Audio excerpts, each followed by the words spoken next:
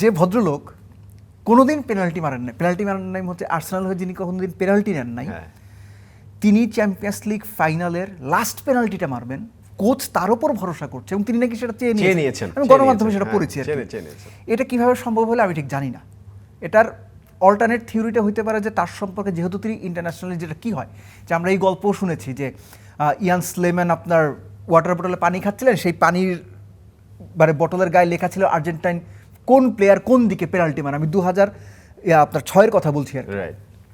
তো ওই সময়টাতে এগুলো আমরা পড়তাম, খুব মজা পেতাম। তো ওরকম কিছু কি যে অপোনেন্টকে ভরকে দেওয়ার একটা চেষ্টা, যে যিনি কখনো আর্সেনাল জার্সিতে পেনাল্টি বা টাই ব্রেকারে যাননি, সো তার সম্পর্কে তথ্য থাকবে না।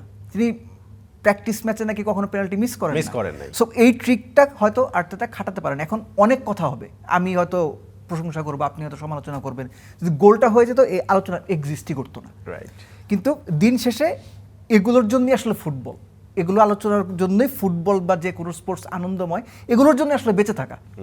সো আপনি যদি চিন্তা করেন যে এরকম একজন পারফর্মার প্লেয়ার যিনি পেনাল্টি নেন, কোনো পেনাল্টি মিস করেন না প্র্যাকটিসে, কখনো আর্সেনাল জার্সিতে পেনাল্টি মারেননি, তাকে লাস্ট পেনাল্টিতে মারালেন আপনি, এবং সে আকাশে মানে বুডাপেস্টের আকাশে